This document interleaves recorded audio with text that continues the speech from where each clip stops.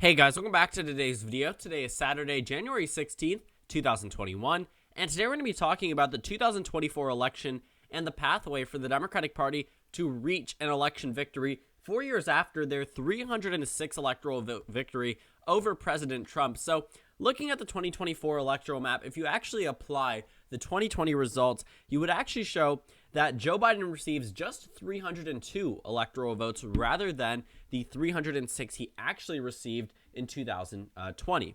Now, this is a result of the fact that the Electoral College is changing. It changes based off population shifts, and in the areas where Joe Biden won, they've actually decreased in population. There are some areas where Joe Biden has seen, an increase in terms of electoral representation based off the states he won in 2020, but overall, it's a net negative of 4 electoral votes for the Biden camp and a net gain for the President Trump's column would be the Republican Party in 2024, a net gain of 4 electoral votes. So we actually should discuss how this would actually change our electoral map and what this would actually mean for the overall 2024 election.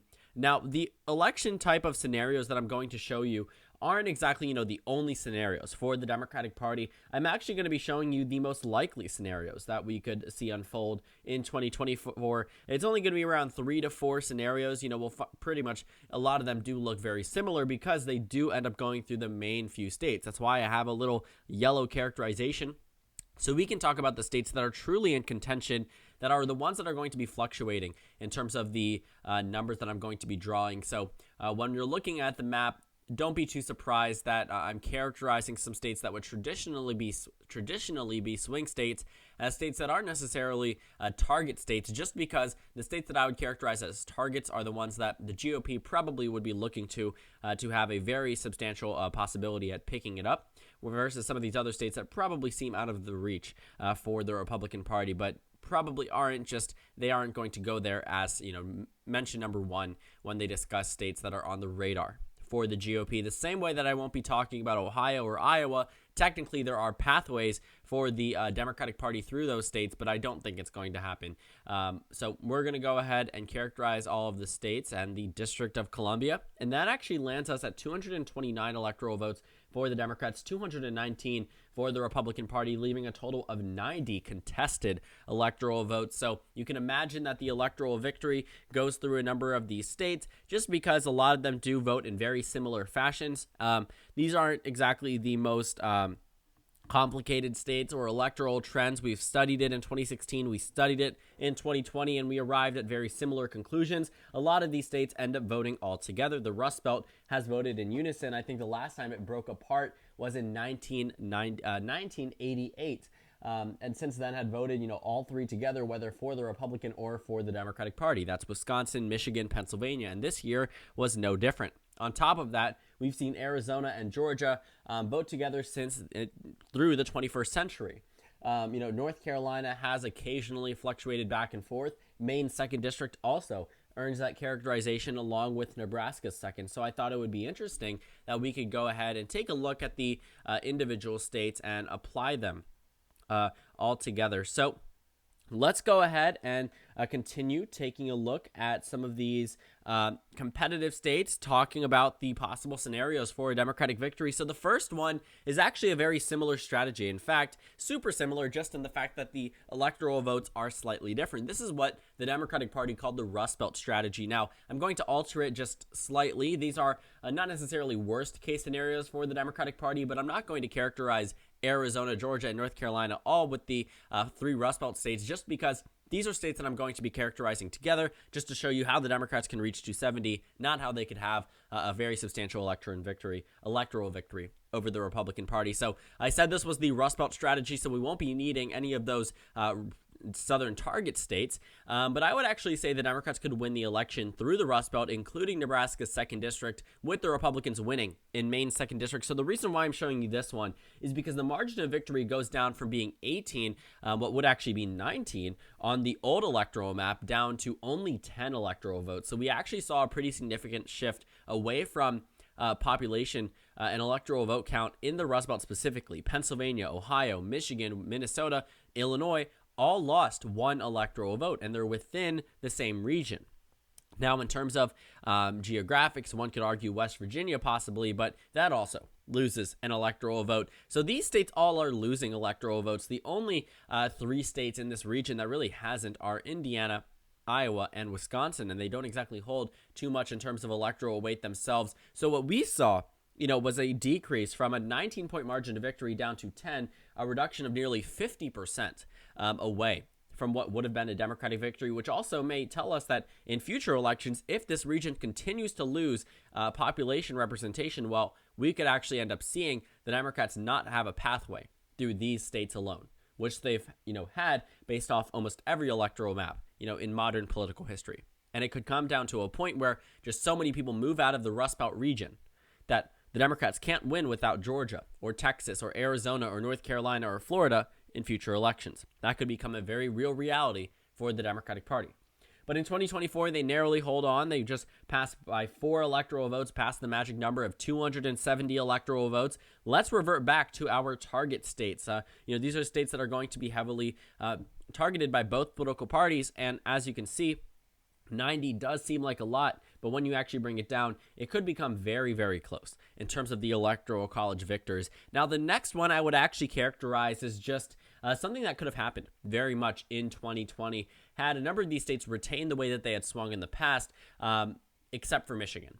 And what I mean by that is essentially that, a lot of these states, at least in the yellow, swung the same way they did prior to 2016, which was enough to move Arizona and Georgia into the Democratic column. So those are 2 states that I would characterize for the Democrats immediately.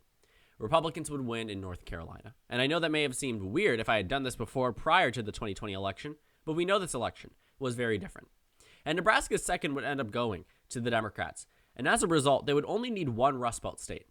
Well, I'm going to give the Republicans Maine 2nd District. That one could go back and forth. I probably shouldn't be characterizing it. It's 1 electoral vote. Probably wouldn't make too much of a difference. And Republicans could still very well hold on to it. So actually, I'm no longer going to add that into the target column as we proceed through this video. It's just there, to add in when we were talking about certain scenarios, but it really doesn't add too much to the conversation. But in this scenario, Wisconsin and Pennsylvania would still go red, but Michigan would go blue.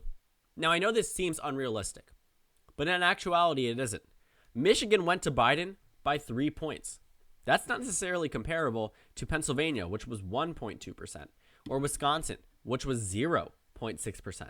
These states were considerably less for President-elect Biden, and for a reason.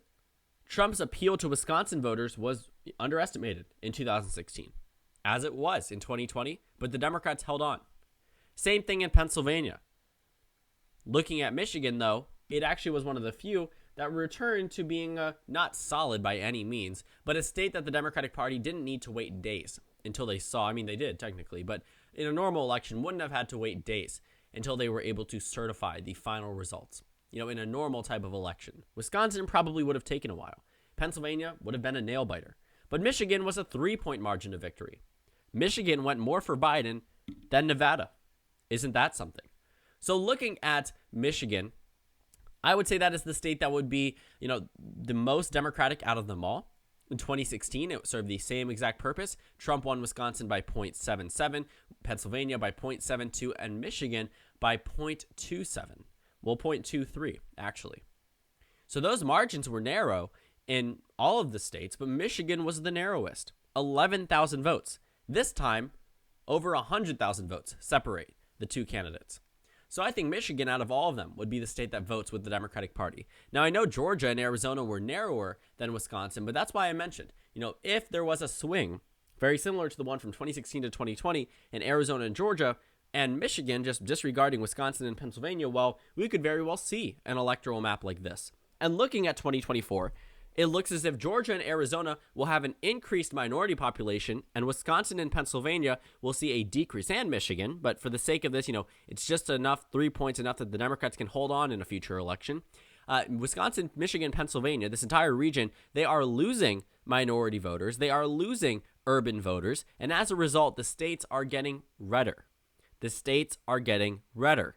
When Obama won Pennsylvania in 2008, it had 21 electoral votes. When he won Ohio, it had 20 electoral votes. When he won Michigan, it had 17 electoral votes. When he won Minnesota, it had 10 electoral votes. When he won Illinois, it had 21 electoral votes. So this region certainly is losing in terms of its population. And as a result, will count for less on the electoral map, which means it won't be as consequential for Democrats in the future because the areas that they can win are seeing an increase in minority population. There will be hundreds of thousands of new voters in Arizona and Georgia in 2024 that weren't there in 2020. If they are minority voters, chances are they're voting for the Democratic Party. That's a statistical fact. The Democratic Party wins over every minority group. And if that holds, which it more than likely will, the Democratic Party could win Arizona and Georgia, but also lose Wisconsin and Pennsylvania. But there's another scenario, which doesn't involve the Rust Belt whatsoever.